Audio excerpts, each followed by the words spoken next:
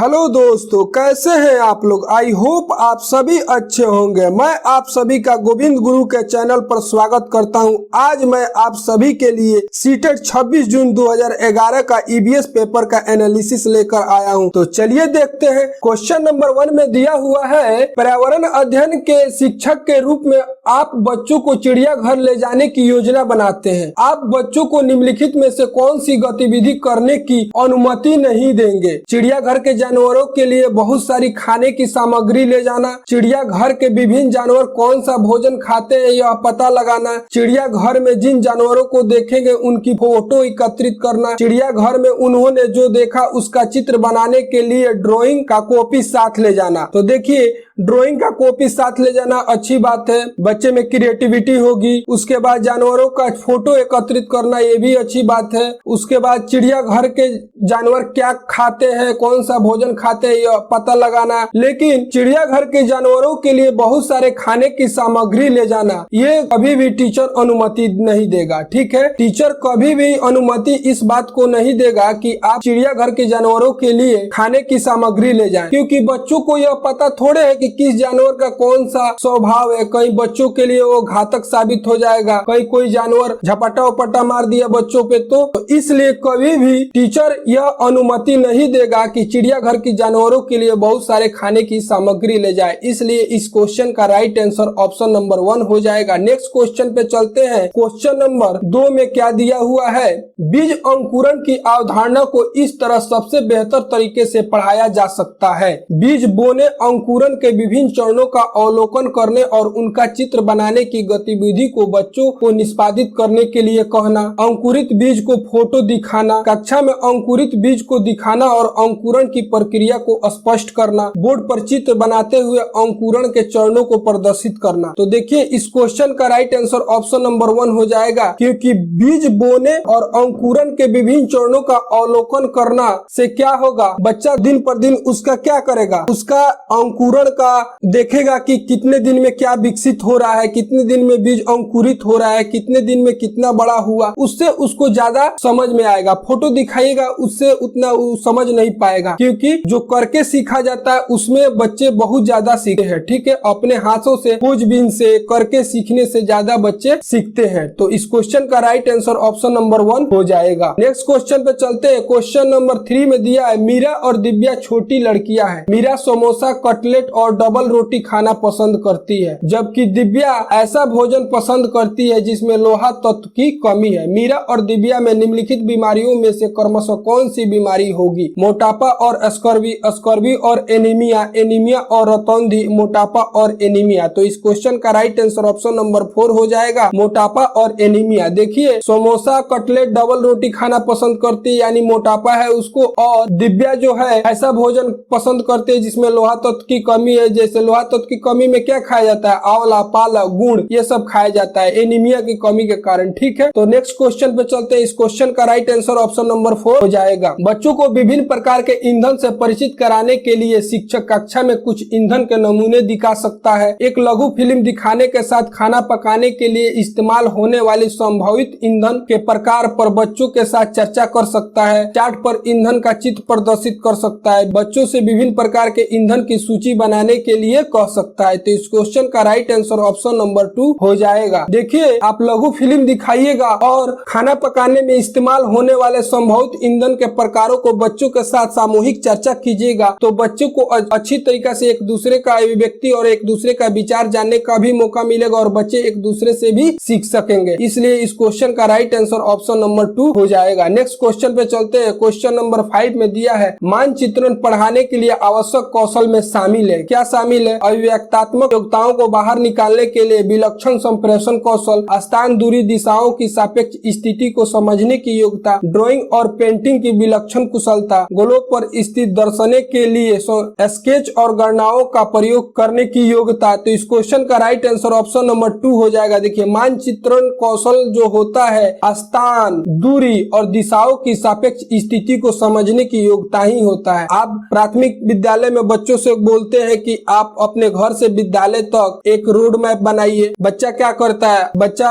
सापेक्ष को दर्शाता है और एक मानचित्र बनाता है। इससे क्या होता है, उसको स्थान, दूरी और दिशाओं की सापेक्ष स्थिति को समझने में क्या होता है, समझ प्रदान होता है या योग्यता प्राप्त होता है। वो चित्र को अच्छी तरह पढ़ सकता है, देख सकता है, समझ सकता है। इसीलिए पढ़ाया जाता है कि वो स्थान, दूरी और दिशाओं की सापेक्ष स्थिति को समझे। इस क्वेश्चन का राइट आंसर ऑप्शन नंबर 2 हो जाएगा। नेक्स्ट क्वेश्चन पे चलते हैं। क्वेश्चन नंबर 6 में दिया है, पर्यावरण अध्ययन की कक्षा में बच्चों को व्यक्तिगत अनुभव का महत्व देने शिक्षक का लाभ पहुंचाता है। विषय को बच्चे के अनुभव संसार से जोड़ने और विमर्श एवं सीखने को बढ़ावा देने में, उनकी ऊर्जा बचाने में, क्योंकि बच्चे बातचीत करना पसंद करते हैं, बच्चों की विशिष्ट अनुभव को जानने में, बच्चे की भाषा और संप्रेषण कुशलताओं को सुधार में, परामर्शित करने में। तो इस क्वेश्चन का राइट आंसर क्या हो जाएगा, ऑप्शन नंबर 1 इस क्वेश्चन का राइट आंसर हो जाएगा। क्योंकि बच्चों को वास्तविक जीवन से जोड़िएगा तो बच्चों को क्या होगा, बहुत ज्यादा अनुभव प्राप्त होगा। ठीक है, अनुभव को संसार से जोड़ने से, जो पढ़ा रहे हैं आप उसको वास्तविक जीवन से जोड़िए। आप मैथ पढ़ा रहे हैं तो मैथ का काम वास्तविक जीवन में है कि नहीं। बच्चा बाजार में जाएगा, सब्जी खरीदेगा तो उसको पैसा देने में आसानी होगा। वो बोलेगा कि 10 रुपए किलो है, 2 किलो लिया, 20 रुपए दिया। तो वास्तविक जीवन से, पढ़ाई को आप वास्तविक जीवन से जोड़िए बच्चों को। ठीक है, अनुभव को संसार से जोड़ना, यही इसका राइट आंसर हो जाएगा। नेक्स्ट क्वेश्चन पे चलते हैं। क्वेश्चन नंबर 7 में दिया है, यह देखा गया कि पाचन क्रिया बाहर की अपेक्षा आमाशय के अंदर अधिक तेजी से होती है, क्योंकि पाचक रस जो होता है, जो आमाशय के बाहर रखते हैं तो निष्क्रिय हो जाता है। आमाशय के अंदर भोजन का मंथन होता रहता है, जिससे उसकी सतह का क्षेत्रफल बढ़ जाता है और एंजाइम की क्रिया तेज हो जाती है। पाचक रस आमाशय के अंदर अम्लीय होता है, जबकि बाहर वो क्षारीय होता है। आमाशय के अंदर भोजन की उपस्थिति में पाचक रस का उत्पादन बहुत ज्यादा होता है। तो इस क्वेश्चन का राइट आंसर ऑप्शन नंबर 2 हो जाएगा कि आमाशय के अंदर भोजन का मंथन होते रहता है, जिससे उसकी सतह का क्षेत्रफल बढ़ जाता है और एंजाइम क्रिया क्या हो जाती है, तेज हो जाती है। ठीक है, नेक्स्ट क्वेश्चन पे चलते हैं। क्वेश्चन नंबर 8 में दिया, निम्नलिखित कथनों में से कौन सा प्राथमिक स्तर पर पर्यावरण अध्ययन पढ़ाने का क्या है, उद्देश्य नहीं है। उद्देश्य नहीं है, जब भी नहीं पूछे तो आप उसको एक बार ध्यान से समझ लीजिए और घेरा लगा दीजिए। ठीक है, क्या बोल रहा है, बच्चों पर आकलन के लिए शब्दावली और परिभाषाओं का बोझ डालना, जीवन और पर्यावरण को सरोकार करने वाले मूल्यों को आत्मसात करना, प्रकृति एवं सामाजिक वातावरण के बारे में उत्सुकता जगाना, बच्चों को खोजने की क्रियाओं में लगाना और व्यवहारिक क्रियाएं करवाना, संज्ञानात्मक और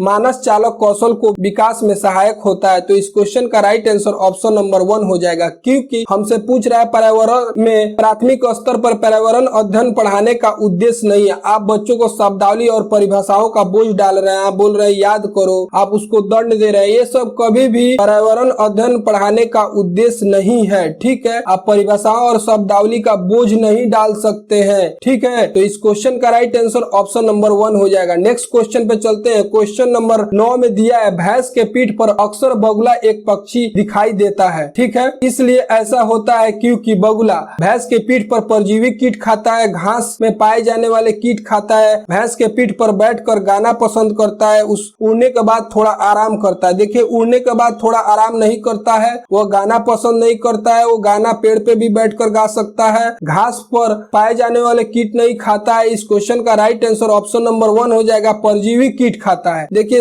भैंस के शरीर में बहुत सारे परजीवी कीट होता है, जो बगुला बैठकर उसके शरीर का परजीवी कीट खा जाता है। भैंस के शरीर से कीट खत्म हो जाता है और बगुला का पेट भी भर जाता है। क्या होता है कि भैंस को कीट से छुटकारा मिल जाता है और बगुला का पेट भी भर जाता है। इससे क्या होता है, सहजीविता होता है। इसको बहुत सारे क्वेश्चन में पूछता है, बगुला और भैंस के बीच सहजीविता का नियम पालन हो रहा है। ठीक है, क्योंकि बगुला बैठकर भैंस का पीठ का जो भी कीट है वो खा जा रहा है, ऐसे कीट इसके शरीर में रहता है और बगुला का पेट भी भर जा रहा है, तो दोनों का काम एक दूसरे से हो जा रहा है। ठीक है, तो इसलिए इस क्वेश्चन का राइट आंसर ऑप्शन नंबर 1 हो जाएगा। नेक्स्ट क्वेश्चन पे चलते हैं। क्वेश्चन नंबर 10 में दिया है, पर्यावरण अध्ययन की पाठ्य पुस्तक नमूना दिखाने में रेलवे टिकट का एक निष्कर्ष पर पहुंचने की बच्चों की कुशलता का विकास करता है, बच्चों को वास्तविक जानकारी से अंतःक्रिया करने का अवसर देता है, साथ ही अवलोकन की कुशलता का भी विकास करता है, बच्चों को रेल के किराए के बारे में बताता है, टिकट में प्रयुक्त विभिन्न संक्षिप्त अक्षरों का का ज्ञान उपलब्ध होता है। तो इस क्वेश्चन का राइट आंसर ऑप्शन नंबर 2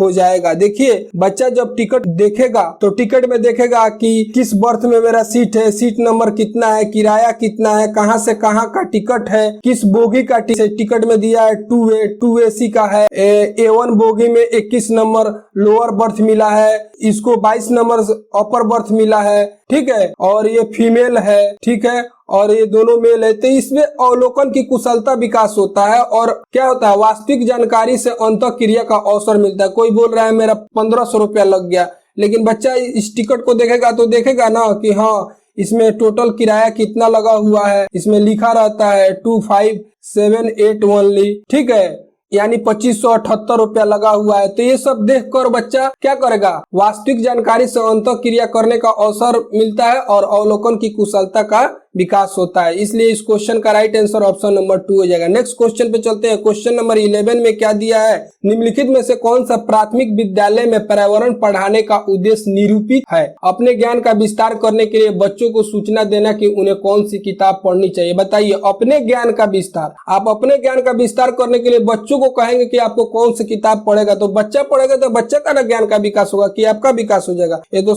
नहीं होगा कभी भी। विद्यालय में बच्चों का अनुभव को बाहरी दुनिया से जोड़ना, ये हो सकता है बच्चों को तकनीकी शब्दावली और परिभाषाओं से परिचित कराना। फिर देखिए, शब्दावली और परिभाषाओं से परिचित कराने को बोल रहा है, जो कि नहीं होगा। ये बोल रहा है पर्यावरण अध्ययन से संबंधित तकनीकी शब्दों का अवलोकन, ये भी नहीं होगा। इस क्वेश्चन का राइट आंसर ऑप्शन नंबर 2 हो जाएगा। विद्यालय में बच्चे के अनुभव को बाहरी दुनिया से जोड़ना, इस क्वेश्चन का राइट आंसर ऑप्शन नंबर 2 हो जाएगा। नेक्स्ट क्वेश्चन पे चलते हैं। क्वेश्चन नंबर 12 में क्या दिया, दत्त कार्य संबंधित निम्नलिखित में से कौन सा कथन क्या है, सही है। दत्त कार्य मतलब क्या होता है, असाइनमेंट होता है। असाइनमेंट का काम क्या होता है, अब ऑप्शन देखते हैं। दत्त कार्य बच्चों को सूचना खोजने, अपने विचारों को निर्माण करने और उन्हें उच्चारित करने का अवसर प्रदान करता है। दत्त कार्य अभिभावकों, भाइयों बहनों द्वारा क्षमताओं को अनुसार किया जा सकता है। आप दत्त कार्य दे रहे हैं, उनके अभिभावक के और भाइयों के क्षमता के अनुसार दीजिएगा। भाई बहुत तेज पढ़ा है तो बच्चे का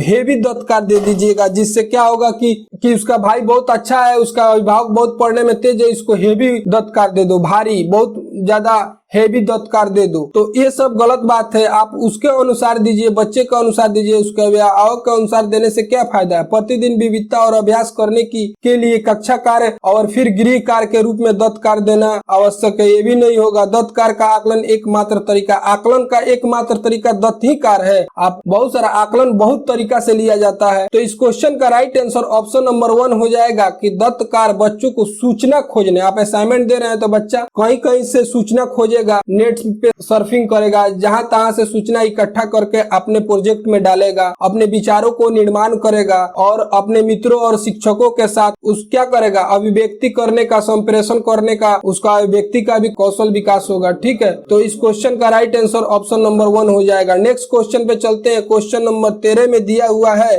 पर्यावरण अध्ययन की कक्षा में सरल प्रयोग और निदर्शन किया जा सकता है। बच्चे द्वारा पूछे गए प्रश्न पर आधारित विचारों पर चर्चा करने, अवलोकनों को दर्ज करने, उनका विश्लेषण करने के लिए, कक्षा के अनुशासन को सुनिश्चित करने हेतु बच्चों को नियंत्रण करने के लिए, बच्चों को स्वयं सीखने की योग बनाना और अवलोकन कौशल को पैना करने के लिए, उच्च कक्षाओं में किए गए कार्यों के अनुसार अनुकरण करने के लिए। ये तो कभी नहीं होगा। आप 5वीं क्लास में 8वां क्लास का बात बता रहे हैं कि आप 8वां क्लास में जो पढ़ाई हो रहा है उनका अनुकरण करो, तो कभी हो सकता है बच्चा करेगा तो क्या सीखेगा, उसका तो उतना माइंड डेवलप ही नहीं हुआ है। क्वेश्चन नंबर 13 का राइट आंसर हो जाएगा ऑप्शन नंबर 3, बच्चों को स्वयं सीखने की योग बनाने और अवलोकन कौशल को पैना करने के लिए। ठीक है, नेक्स्ट क्वेश्चन पे चलते हैं। क्वेश्चन नंबर 14 में दिया है, दुर्गा एक गांव में रहती है और लकड़ी या गोबर के उपले का ईंधन इस्तेमाल करते हुए चूल्हे पर खाना पकाती है। पिछले 3 महीने से उसे तेज खांसी आ रही है। इसका कारण हो सकता है जलते हुए ईंधन को धुएं से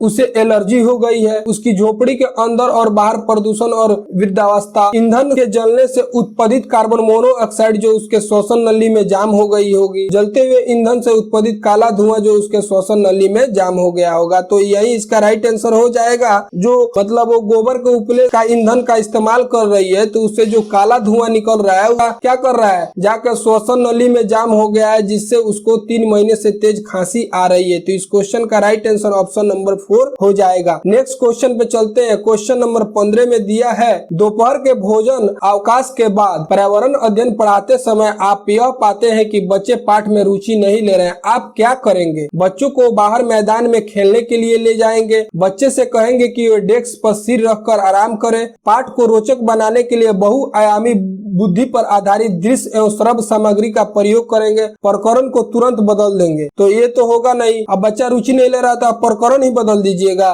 और उसको बोल दीजिएगा तुम सो जाओ, यहाँ पे सिर रखकर आराम करो, खेलने के लिए मैदान में लेके चल जाइएगा। इस क्वेश्चन का राइट आंसर ऑप्शन नंबर 3 हो जाएगा। मान लीजिए रुचि नहीं ले रहा है, मतलब खाना खाया है, थोड़ा सा आलस आ ही जाएगा खाना खाने के बाद, तो बच्चा आराम करना चाह रहा है, तो आप उसको क्या कीजिए कि बहुआयामी बुद्धि जैसे दृश्य एवं श्रव्य सामग्री टीवी वगैरह दिखाइए, टीवी में उसी चीज को टीवी पर प्रोजेक्टर पर प्रोजेक्ट कीजिए, जिससे वो मजा ले और मजा लेकर उससे पढ़े। ठीक है, नेक्स्ट क्वेश्चन पे चलते हैं। क्वेश्चन नंबर 16 में क्या दिया हुआ है, एक विद्यालय ने राजस्थान के लिए कक्षा 5 के बच्चों के शैक्षिक भ्रमण का योजना बनाया। भ्रमण के दौरान बच्चों से आपकी क्या अपेक्षा रहेगी? यदि उनके कोई प्रश्न हो तो उन्हें दर्ज कर लेना और घर पहुंचने के बाद अभिभावक से पूछना। तो टीचर किस लिए है, वो अपना प्रश्न को दर्ज कर ले और घर जाकर अपने अभिभावक से पूछे। आपका काम है कि आप उसे बताइए। बच्चे के बारे में बिना कोई प्रश्न पूछे सभी को अवलोकन करना चाहिए, उन्हें आनंद उठाना चाहिए, उन्हें ध्यान से अवलोकन करना चाहिए, टिप्पणियां दर्ज करनी चाहिए और बाकी बच्चे तथा शिक्षकों के साथ अवलोकन को बांटना चाहिए। यही इसका राइट आंसर हो जाएगा। क्वेश्चन नंबर 16 का राइट आंसर क्या हो जाएगा? ऑप्शन नंबर 4 राइट आंसर हो जाएगा कि वो ध्यान से अवलोकन करें और जो भी वो देख रहे हैं उनको दर्ज करें और बाकी बच्चे और शिक्षकों के साथ अपना अवलोकन को बांटे, जिससे उनका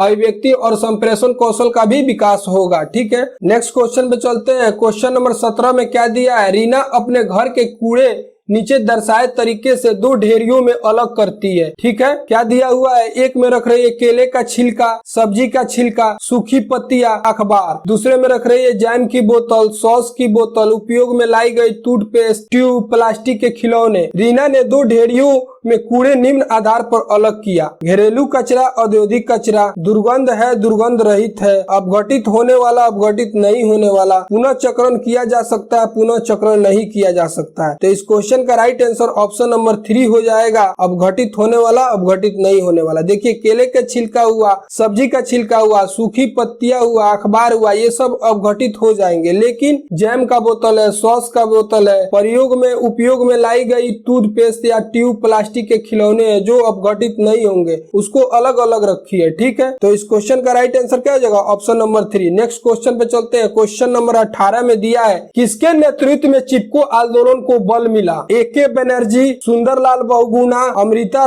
देवी बिश्नोई, मेघा पाटकर। तो इस क्वेश्चन का राइट आंसर ऑप्शन नंबर 2 हो जाएगा, सुंदरलाल बहुगुणा। देखिए, चिपको आंदोलन पेड़ बचाओ से था। जब उस समय पेड़ लोग काटते थे तो लोग क्या करते थे, पेड़ से चिपक जाते थे और नहीं काटने देते थे। इसी का नाम चिपको आंदोलन पड़ा और इसका मुखिया कौन थे? सुंदरलाल बहुगुणा थे। ठीक है, क्वेश्चन नंबर 19 में दिया है, विटामिन ऐसा पदार्थ है जो हिंताजन रोग से बचावा के लिए थोड़ी मात्रा में आवश्यक है, हमारी उपचय दर बढ़ाकर भार में कमी लाते हैं, स्वस्थ रहने के लिए दवाई के रूप में लिया जाता है, पेशियों का विकास करके हमें ताकतवर बनाता है। तो देखिए, ये बोल रहा है ऑप्शन नंबर 4 में पेशियों का विकास करके हमें ताकतवर बनाता है, गलत है। स्वस्थ रहने के लिए दवाई के रूप में लिया जाता है, ये भी नहीं होगा। हमारी उपचय दर बढ़ाकर भार में कमी लाता है, ये भी नहीं होगा। इस क्वेश्चन का राइट आंसर ऑप्शन नंबर 1 हो जाएगा। विटामिन जो होता है हमारे शरीर के लिए थोड़ी मात्रा में आवश्यक होता है। विटामिन हमारे शरीर के लिए कितना आवश्यक होता है? थोड़ी मात्रा में आवश्यक होता है। ठीक है, तो इस क्वेश्चन का राइट आंसर ऑप्शन नंबर 1 हो जाएगा। नेक्स्ट क्वेश्चन पे चलते हैं। क्वेश्चन नंबर 20 में दिया हुआ है, ग्रामीण क्षेत्र में गाय के गोबर से झोपड़ी और दीवारों और फर्शों को लीपा जाता है। उन्हें फर्श को प्राकृतिक रंग देने के लिए, कीड़ों को दूर रखने के लिए, चिकना और साफ बनाने के लिए, खुरदरा बनाकर घर्षण बढ़ाने के लिए। तो देखिए इस क्वेश्चन का राइट आंसर ऑप्शन नंबर 2 हो जाएगा, कीड़ों को दूर रखने के लिए। फर्श को प्राकृतिक रंग देने के लिए नहीं किया जाता है, चिकना और साफ बनाने के लिए नहीं किया जाता है, घर्षण उपलब्ध कराने के लिए नहीं किया जाता है, कीड़ों को दूर रखने के लिए हम लोग गाय का गोबर का प्रयोग करते हैं लीपने के लिए। गांव में झोपड़ी उपड़ी फर्श वगैरह लीप देता है लोग किस लिए? कीड़े ना लगे, कीड़े ना आए। ठीक है, नेक्स्ट क्वेश्चन पे चलते हैं। क्वेश्चन नंबर 21 में दिया है, एक किसान दाने के भूसों को अलग करना चाहता है। जिस प्रक्रिया से यह किया जाता है वह कहलाता है फसल की कटाई, हंस चयन, थ्रेसिंग, निष्पावन। तो इस क्वेश्चन का राइट आंसर हो जाएगा निष्पावन।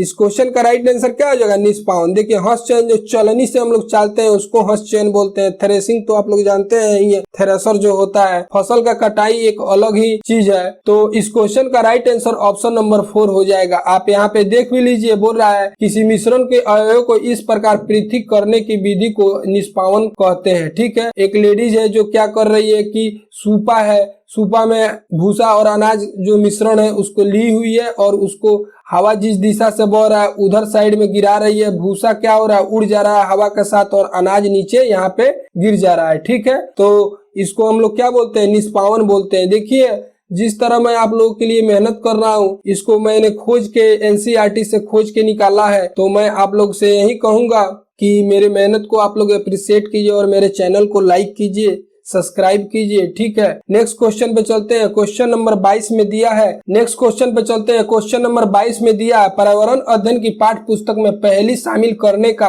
निम्नलिखित में से कौन सा उद्देश्य नहीं है? ठीक है, बच्चे का मस्तिष्क को भ्रमित करना और उन्हें इस भ्रम का आनंद उठाने देना, सृजनात्मकता, चिंतन की योग्यता और उत्सुकता का विकास करना, बच्चे में आलोचनात्मक चिंतन शक्ति का विकास करना, बच्चे में तर्क शक्ति का विकास करना। तो इस क्वेश्चन का राइट आंसर ऑप्शन नंबर 1 हो जाएगा, क्योंकि हमसे पूछ रहा है पहली शामिल करने के लिए निम्नलिखित में से कौन सा उद्देश्य क्या है? नहीं है, उद्देश्य नहीं है। अब देखिए सृजनात्मक चिंतन की योग्यता और उत्सुकता का विकास करना अच्छी बात है, आलोचनात्मक चिंतन शक्ति का भी विकास करना अच्छी बात है, तर्कण शक्ति का भी विकास कर रहे हैं तो अच्छा है। आप उसको पहली कराकर उसको भ्रमित कर दे रहे हैं और उससे बोल रहे हैं भ्रम में ही रहे, आनंद ले, भ्रम का आनंद उठाने दे रहे हैं। ये सब चीज हमको नहीं करना है। तो इस क्वेश्चन का राइट आंसर ऑप्शन नंबर 1 हो रहा है। क्वेश्चन नंबर 23 पे चलते हैं। क्वेश्चन नंबर 23 में दिया हुआ है, एक पुरुष जिसका रक्त O है, एक ए रक्त समूह वाली स्त्री से शादी करता है, उसके पहले बच्चे का रक्त समूह O होने की संभावना है 25%, 75%, 50%, 100%। तो इस क्वेश्चन का राइट आंसर 3 हो जाएगा, क्योंकि ये कोई निश्चित ही नहीं है कि पुरुष का ही रक्त जो है, मान लीजिए यहाँ पे दिया हुआ है वो ही हो जाएगा। इसका 50-50% होता है कि पिता का भी रक्त आ सकता है, माता का भी ब्लड ग्रुप आ सकता है बच्चे में। इसका 50% आशा रहता है कि किसका ब्लड ग्रुप बच्चे के ब्लड ग्रुप से मेल खा रहा है। ठीक है, नेक्स्ट क्वेश्चन पे चलते हैं। क्वेश्चन नंबर 24 में दिया है, टूटता तारा यानी उल्का जो पृथ्वी के वायुमंडल में प्रवेश करते ही आग पकड़ लेता है। एक समान गति से चलने वाला तारा, एक चमकता पिंड जो वायुमंडल में एक समान गति से चलता है, एक तारा जिसके एक सिर पर पूंछ होता है। तो ये पूंछ तो होता नहीं है। ठीक है, एक चमकता पिंड जो वायुमंडल में एक समान गति से चलता रहता है, एक समान गति से नहीं चलता है, ये भी नहीं होगा। इस क्वेश्चन का राइट आंसर ऑप्शन नंबर 1 हो जाएगा। उल्का जो पृथ्वी के वायुमंडल में प्रवेश करते ही क्या होता है? घर्षण की वजह से उसमें आग पकड़ लेता है। नेक्स्ट क्वेश्चन पे चलते हैं। क्वेश्चन नंबर 25 में क्या दिया हुआ है? क्वथन। क्वथन मतलब होता है उबालना, और वाष्पीकरण में अंतर पूछ रहा है। ठीक है, क्वथन से द्रव का आयतन कम हो जाता है जबकि वाष्पीकरण से नहीं। ठीक है, क्वथन में द्रव से वाष्प में परिवर्तन देखा जा सकता है जबकि वाष्पीकरण देखा नहीं जा सकता है। क्वथन से जल की अवस्था बदल जाती है जबकि वाष्पीकरण से नहीं। देखिए क्वथन से भी जल की अवस्था बदल जाती है, वाष्पीकरण से भी जल की अवस्था बदल जाती है। दोनों क्वथन कीजिएगा, उबालिएगा तो वो भी वाष्प बन जाएगा, और वाष्पीकरण हो रहा है तो वो भी वाष्प बन ही रहा है। चौथा बोल रहा है वाष्पीकरण किसी भी तापमान पर हो सकता है जबकि क्वथन नहीं। तो इस क्वेश्चन का राइट आंसर ऑप्शन नंबर 4 हो जाएगा। देखिए सूर्य के प्रकाश में आप देखेंगे आपके घर के अगल बगल में जो भी छोटा मोटा तालाब वगैरह है सूख जाता है,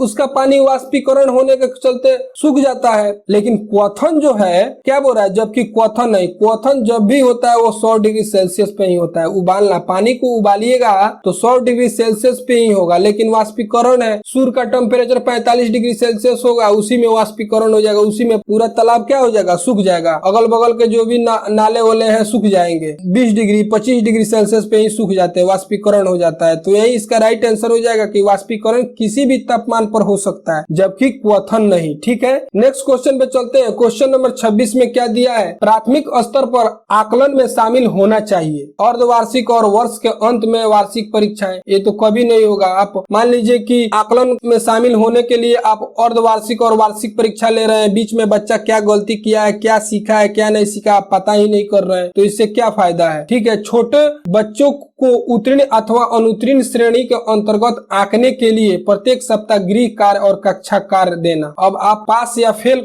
में आंकने के लिए आप उसको प्रत्येक सप्ताह गृह कार्य और कक्षा कार्य दे रहे हैं। ये भी देखिए, पास और फेल के लिए हम लोग आकलन नहीं करते हैं, हम लोग आकलन करते हैं कि बच्चे में क्या कमी है उसको जानने के लिए और उसको सुधार करने के लिए। तो ये तो कभी नहीं होगा। शिक्षक द्वारा सतत और असंरचनात्मक तरीके से किए गए अवलोकन को बच्चे और अभिभावक के साथ बांटना, प्रत्येक सप्ताह औपचारिक परीक्षाओं और खेल तथा उन्हें प्रगति पत्र में दर्ज करना, इसके लिए भी नहीं किया जाता। इस क्वेश्चन का राइट आंसर ऑप्शन नंबर 3 हो जाएगा कि शिक्षक द्वारा सतत और असंरचनात्मक तरीके से किए गए अवलोकन को बच्चे और अभिभावक के साथ बांटने के लिए कि बच्चा तुम्हारे अंदर ये कमी है, तुम इसको सुधार करो, और कैसे सुधार करना है मैं बताऊंगा, तुम सुधार करो तभी जीवन में आगे बढ़ पाओगे। ठीक है, इसलिए हम लोग मूल्यांकन या आकलन शामिल करते हैं। ठीक है, नेक्स्ट क्वेश्चन पे चलते हैं। क्वेश्चन नंबर 27 में दिया है, नींबू साधारण पानी में डूब जाता है लेकिन नमकीन पानी में तैरता रहता है, क्योंकि नींबू का घनत्व नमकीन पानी के घनत्व से अधिक होता है। तो जब नींबू का घनत्व अधिक हो जाएगा तो पानी में डूब ही जाएगा, नमकीन पानी में। नमकीन पानी का घनत्व अधिक है तब ना नींबू नहीं डूब रहा है, नींबू का घनत्व कम होगा।